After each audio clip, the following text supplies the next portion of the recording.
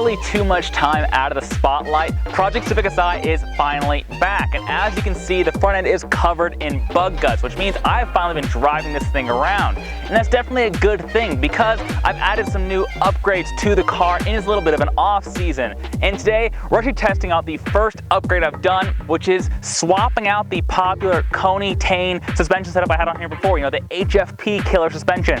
I've swapped that out for a very popular track day solution for these cars, which is the Godspeed Mono Maxx Coilovers. Now, just how popular are these Godspeed Coilovers? Well, if you stop any 8th or 9th gen Civic racer in the paddock at your local track day, I wouldn't be surprised to hear if they're also running the Mono Maxx dampers. What's so special about these coilovers? Well, first up is their price point. They cost around $900 shipped to your door, which is certainly very attractive. However, these are also fully adjustable coilovers. They adjust independent ride height and spring preload, as well as having a camber plate up front and a slotted coilover shock body for additional negative camber. The dampers themselves are adjustable units which have adjusters situated on top of the damper that you click left or right to stiffen or soften respectively. Installing the Godspeeds is similar to any other suspension swap on the 8th gen Civic.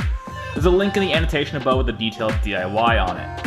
For the rear suspension, you need to unhook the sway bar, unbolt the shock from the trailing arm, remove the upper camber arm from the knuckle, and loosen the front trailing arm mounting bolts for the rear suspension to drop down and let the spring free. Then, from there, unbolt the shock top from within the trunk and it comes out too. The front suspension is slightly more annoying in my opinion, but with a jack onto the suspension knuckle, remove the 2 bolts to hold the knuckle into the strut and lower the knuckle down until the strut is hanging freely. Then remove the 3 strut top mount bolts which are tucked inside the windshield cowling and drop down the whole strut assembly. Reinstalling the Godspeed is obviously the opposite of removal, but pro tip, the Godspeed camber plates aren't actually set up for maximum negative camber out of the box. So by removing those 4 Allen key bolts inside the slider, you can remove the slider and then reset it to the full inboard position, which allows for additional negative camber. In this instance, at my ride height, which is very moderate because I'm sick of breaking fender liners at the track when I go over curbing, we were able to get about 3.6 degrees of negative camber out of the front. Then we ended up throwing a camber bolt in the front knuckle to get to an even -4 degrees front camber. Just at the rear at -3 with 0 toe all around. Speaking of that moderate ride height a second ago, I want to talk on that for a second. Now, with the Koni Tein setup I was running before, not only was the car just too low for how soft it was just too low in general, and hence why I was always breaking fender liners. I've lost the front under tray, I broke the rear under tray that goes under the exhaust. All that's now broken on my car because the car was so low and so softly sprung that when I went over curbing at the track, it just broke all that stuff and it sucked. And so to that end, the car's now about ½ an inch higher than it was before. It's also worth noting that I've put about 1/8 of an inch of brake in this car. That means the rear of the car is about 1/8 of an inch higher than the front.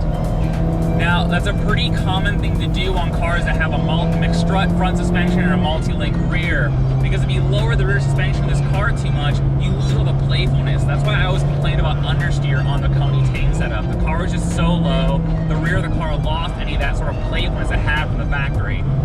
So, I'm up here for the day to kind of test and tune the car initially. You know, Angeles Crest is a very bumpy road with a lot of off-camber corners like this one. And in that way, it's actually really similar to the streets of Willow.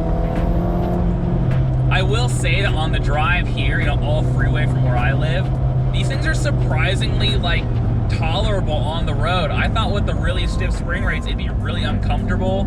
And at the low price point, I wasn't sure if the shocks would really be doing much of anything. You know, on the freeway, when you're in that kind of steady state cruising, it really tells you a lot about how well the shocks work and how comfortable a car is. But even there, over that washboarded, graded section of pavement, it actually absorbs bumps really well. I'm really surprised by that. You know, for a budget coilover, my expectations are not high. I've tested a bunch of these, you know, sub $1,000 coilovers on different platforms over the years. And so far, initial impressions are very positive. They're quiet, they don't make any noise. The shock damping seems pretty decent, though we'll see how long that lasts. A lot of these inexpensive shocks tend to kind of gas out or wear out pretty quickly. It's also worth noting I've not touched the shock adjustment knobs at all. So they are out of the box as they're set up, how they are on the car now. And so hopefully once the traffic clears, I can get a bit of a faster pace going and really get a feel for what the shock damping is doing. Does the front need to be stiffer? Does the rear need to be stiffer? So I'll catch up with you guys in a second. Oh yeah, I totally forgot to mention, guys, I'm actually on some brand new Nexen Surf 4Gs. Yes, I'm sticking with the same tire for now to minimize the variables. So the same Nexen Surf 4Gs, 245/40 up front, 215/45 rear.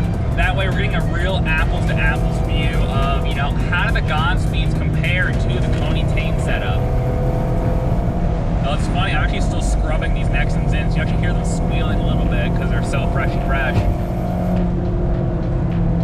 Honestly, color me really surprised by these Godspeed dampers.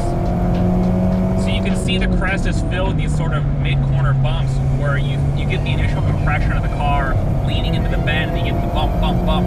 But these shocks are taking it pretty well. Well, I think I scared the Julian's pulling over. We're just getting started. Have you seen my car reviews? You can go way quicker. Turn out right there, use it. Yay! Hallelujah. Oh wow, this thing smells really good.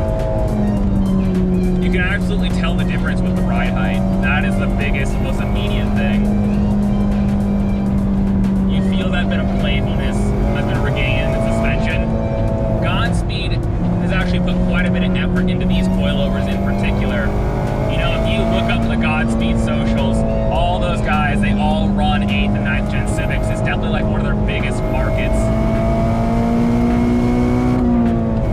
So you can tell they put quite a lot of care into these coilovers in particular. And that shows in the spring rates, which I would say are really cleverly paired. You know, they absolutely considered the wheel rate, the wheel spring rate that you see at the actual tire.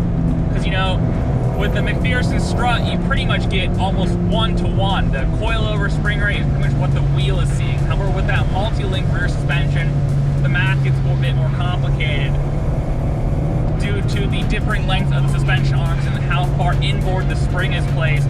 The actual spring rate that the coilover has is different than the spring rate that the wheel and tire is experiencing. So they've absolutely taken that into account.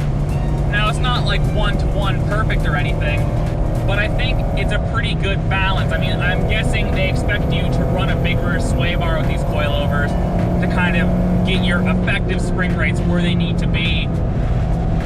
But they've absolutely considered the overall weight of the car, the weight balance of the car, and it looks like they've considered suspension frequencies, you know, measured in hertz as to what the spring rates for this car should be for a performance application. So the fact that for a budget coilover, the shock damping is still decent to match all of that is honestly pretty impressive. So at this point in the video, I pulled over and did try adjusting the shocks. Now, Godspeed claims there are 40 precise levels of damper adjustment. However, precise is definitely a bit of marketing verbiage. I tried to turn the shocks up about 6 clicks each, front and rear, but it's definitely a bit hard to feel the clicks. They're definitely not as defined as you'd feel on a higher end coilover. Still, with the dampers turned up 6 clicks from right around dead center, the car notably changed in personality. Now, with a 10K front spring, that's a 560 pound-inch front spring, and a 14K or 784 pound-inch rear spring, the car is obviously going to be stiffly sprung on these Godspeeds. There's no doubts about that. But even still, just turning the shocks up 6 clicks completely changed the way the car went down the road. It became a lot sharper, but a lot more nervous. And that ability to soak up the bumps and rougher pavement that I mentioned earlier was pretty much all gone. Hopefully it shows in the video, but you can see I'm really getting bounced around in the seat once you turn these shocks up. You really feel what the shocks are doing. People may associate overly stiff with fast, but in my experience, that's definitely not been the case. So definitely adjust your shocks carefully with these Godspeeds. You know, if you go too far in either direction, too soft, the car feels wallowy and numb. But if you go too far the other way, the car just feels super nervous and jiggly. But otherwise, out of the box, I'm really really impressed with this. It's still controlling the motion of the wheel and tire, but there's that little bit of bounce. So I think a little bit more rebound in the damper should do the trick. Honestly, super impressed.